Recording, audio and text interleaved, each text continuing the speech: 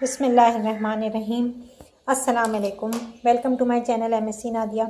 आज की वीडियो में हम करेंगे एक्सरसाइज 29.1 क्वेश्चन नंबर 5 है। वीडियो शुरू करने से पहले आप सबसे रिक्वेस्ट है कि प्लीज़ चैनल को सब्सक्राइब कर लें और बेल आइकॉन पर जाकर ऑल को प्रेस कर लें ताकि मेरी हर आने वाली वीडियो आपको मिल सके। तो शुरू करते हैं वीडियो। क्वेश्चन 5 है, draw minor arc A B by a circular object, complete the circle without finding centre.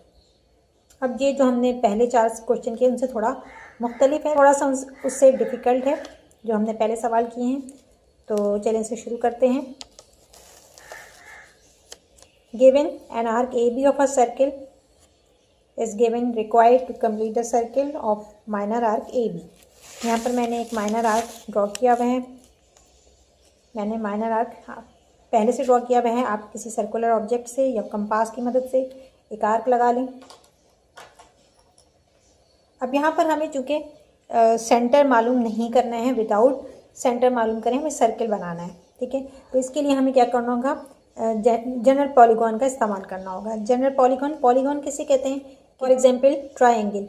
Triangle के अंदर क्या होता है, 3 साइड्स होते हैं। अगर इक्विलेटरल ट्रायंगल है तो उसके तीनों साइड्स इक्वल होते हैं। ट्रायंगल के तीनों साइड्स इक्वल होते हैं इक्विलेटरल में। और ये क्या है, क्लोज्ड फिगर है, ठीक है। तो इसके अंदर कितने साइड है, 3 साइड। इसी तरह 4 साइड होगा तो स्क्वायर, 5 साइड होगा तो पेंटागन, फिर हेक्सागन, हेप्टागन, ऑक्टागन। तो इस तरह से ये साइड के साथ साथ बढ़ते चले जाते हैं। जब हमें सर्किल बनाना होता है तो ट्रायंगल, स्क्वायर, इनमें जो है सर्किल को बनाना मुश्किल होता है। लेकिन जैसे जैसे आप साइड्स बढ़ाते जाएंगे उसके साथ साथ आपका सर्किल कंप्लीट होता जाएगा। तो पॉलीगॉन के अंदर साइड्स जो हैं वो इक्वल होती हैं और एंगल जो हैं वो भी दोनों इक्वल होते हैं। एंगल और साइड्स जो होते हैं वो इक्वल होते हैं। तो यहाँ पर हम सबसे पहले हमने ये एक आर्क ड्रॉ कर ली। इसको आप मार्क कर लेंगे, ए बी आर्क है। अब आपने कॉर्ड सी डी और डी ई ड्रॉ करनी है, ठीक है। जैसे कि मैं आपको पहले भी करवा चुकी हूँ कि कॉर्ड किस तरह से ड्रॉ करते हैं। तो यहाँ पर हम एक पॉइंट सी ले लेते हैं। ए से थोड़ा नीचे सी पॉइंट ले लें। यहाँ पर सी पॉइंट पे आपने रखना है कंपास को और इसको आप इतना खोल लें। ऑफ एनी मेजरमेंट आप अपने हिसाब से कर सकते हैं इसको। और यहाँ पर एक आर्क लगा लें। ये आपका डी पॉइंट आ गया, ठीक है। और इसके बाद आपने इस पॉइंट पे, डी पॉइंट पे रखना है कंपास को और सेम मेजरमेंट का दूसरा आर्क लगाना है, ठीक है। मेजरमेंट अब सेम रहेगी। इसको हम पहले मार्क कर लेते हैं, सी डी ई। अब यहाँ पर आपने ये जो 2 पॉइंट्स सी डी है इसको आप जोड़ लेंगे। स्केल की मदद से ज्वाइन करना है आपने।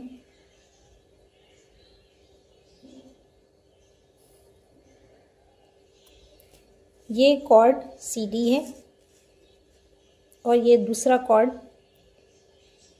डी ई कॉर्ड है। ये डी ई कॉर्ड है, ठीक है। ये दोनों कॉर्ड हमने ड्रॉ कर लिए और दोनों कॉर्ड कॉन्ग्रेंट है। कॉन्ग्रेंट क्यों? इसलिए कि हमने सेम मेजरमेंट की लाइन आर्क लगाया था, ठीक है। तो अब हमने ये कर लिया है। अब हमने क्या करना है, एंगल, एक्सटीरियर एंगल भी हम ड्रॉ कर सकते हैं, इंटीरियर भी। तो लेकिन हम यहाँ पर एक्सटीरियर कर रहे हैं, ठीक है। तो इसी लाइन को आपने आगे तक ले जाना है। इस लाइन को हम आगे तक ले गए। ये क्या है, एंगल डी है। ये एंगल डी है, इसको आप यहाँ पर एरो लगा लें, ये डी प्राइम हो गया। और ये जो दूसरी कॉर्ड थी इस लाइन को भी आप एक्सटेंड कर लें। इस लाइन को भी आगे ले गए हैं हम और ये ई प्राइम, इसका हम नाम रख लेते हैं। यहाँ पर आर्क लगाएंगे आप, ठीक है। और ये मेजरमेंट जो आपने ली है यही आगे तक आपने एंगल के मेजरमेंट के लिए लेना है, क्योंकि हमें यहाँ पर सेम साइड और सेम एंगल रखना है, ठीक है। ये आर्क आपने लगाया। ये जो आपने कंपास की मदद से आर्क लगाया है, कंपास की मदद से आर्क लगाया है, यही आपने ई पॉइंट पे रखना है कंपास को और सेम मेजरमेंट का आपने एक आर्क लगाना है इस लाइन पर। अब इस पॉइंट पे हमने रखना है, ठीक है। यहाँ जहाँ पर आर्क ने कट किया लाइन को उस पे रखेंगे और यहाँ से आर्क लगाएंगे। तो देखें सेकेंड आर्क ने फर्स्ट आर्क को कट कर दिया।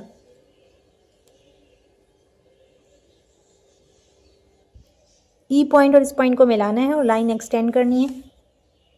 ठीक है, ये आपके पास ड्रॉ कर ली लाइन। अब इसको हम क्या नाम देंगे, एफ प्राइम का नाम देंगे इस रे को।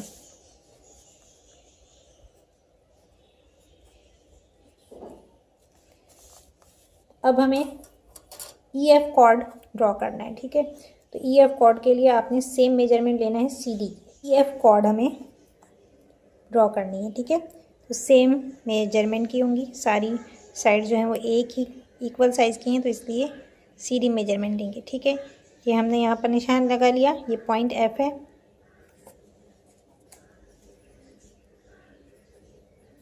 ये एफ पॉइंट है और ये एफ प्राइम। अब आपने एंगल ड्रॉ करना है। एंगल की मेजरमेंट आपने लेनी है। ठीक है, और अब आपने एक आर्क लगाना है एफ पॉइंट पे रखकर। एफ पॉइंट पे रखा आपने और एक आर्क लगाया। अब आप इस तरफ रखेंगे इस पॉइंट पर और एक आर्क लगाएंगे। सेम मेजरमेंट का आर्क होना चाहिए। ये जो इंटरसेक्टिंग पॉइंट है इसको मिला देंगे हम, पॉइंट एफ और इस इंटरसेक्टिंग पॉइंट को मिलाना है। एफ पॉइंट और इस पॉइंट को मिलाते हुए एक्सटेंड करेंगे लाइन को। अब आपने एफ जी कॉर्ड ड्रॉ करना है, तो इसके लिए आप सी डी की मेजरमेंट ले लें। सी डी को मेजर करना है आपने, C D D E F, और अब इसके बाद है F G. F G chord हम ड्रॉ कर रहे हैं, तो एफ पॉइंट पे रखा है हमने और यहाँ पर एक कट लगाया है, ये क्या है, जी पॉइंट आ गया। ठीक है, इसे हम जी मार्क कर लेते हैं।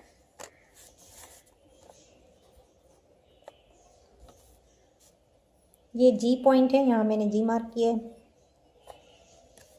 अब आपने एंगल, इसी तरह एंगल का आर्क लगाना है। एंगल मेजर कर लें, एंगल मेजर कर लें, यहाँ से जी पॉइंट पे रखेंगे और एक आर्क लगाएंगे। फिर इस पॉइंट पे रखेंगे और दूसरा आर्क लगाएंगे।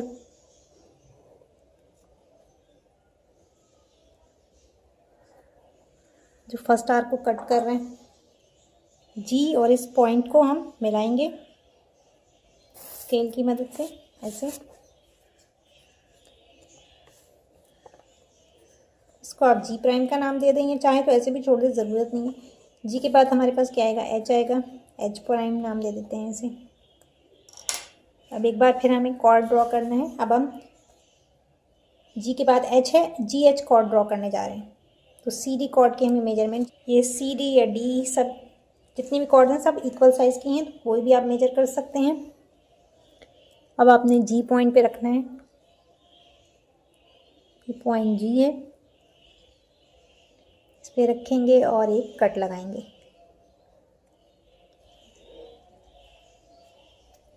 अब आपने एंगल ड्रॉ करना है, इसको हम एच का नाम दे देते हैं। एंगल ड्रॉ करने के लिए एंगल की मेजरमेंट लेनी होगी, सेम साइड्स और सेम एंगल्स होंगे। एच पर रखेंगे, एंगल आर्क लगाया। ठीक है, ये आर्क लगा लिया। इसके बाद इस पॉइंट पे रखेंगे अब कंपास को और दूसरा आर्क लगाएंगे। दूसरा आर्क लगाएंगे जिसने फर्स्ट आर्क को कट किया है।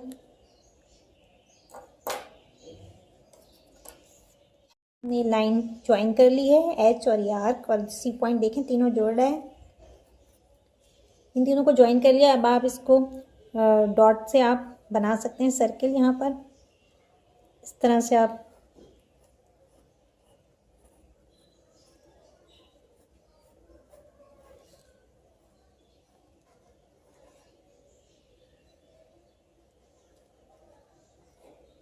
डॉट डाल के आप सर्किल मुकम्मल कर लें।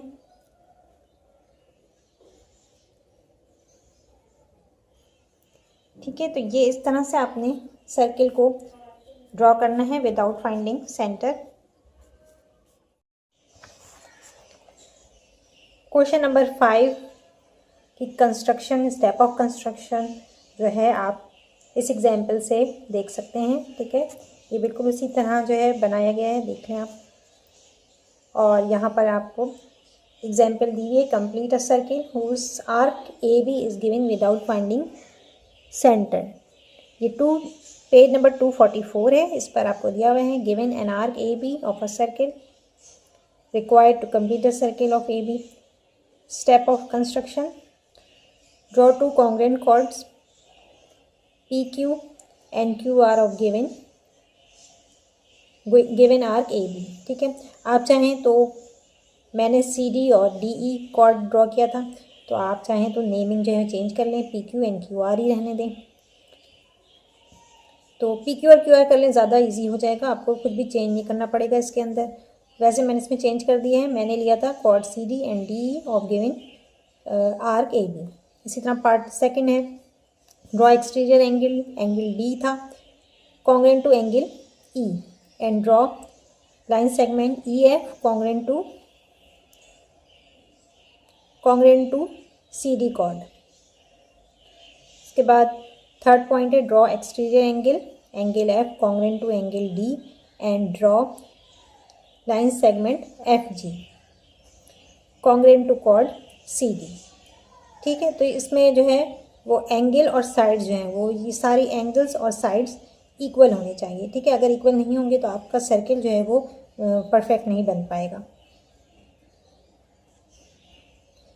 Bye the same way we get point S की जगह मैंने G लिया था। ठीक है, E F और F के बाद G, तो by the same point we get point G and H।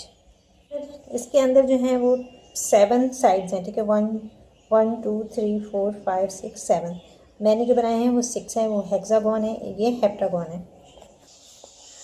यहाँ पर पॉइंट नंबर 5 है, so we get a regular. Heptagon की जगह मैंने हेक्सागोन लिखा है क्योंकि 6 साइड्स आए थे, अगर 7 आ रहा है तो आप हेप्टागोन ले लें। और CD E F G H मैंने नेमिंग ली थी, तो यहाँ पर ही आप अगर P Q R S T U V ले रहे हैं तो U तक लिखिएगा। इसके बाद 6 पॉइंट है, draw dotted arc of R S S T T U U V and V P, तो यहाँ पे मैंने लिखा है E F F G G H and H C।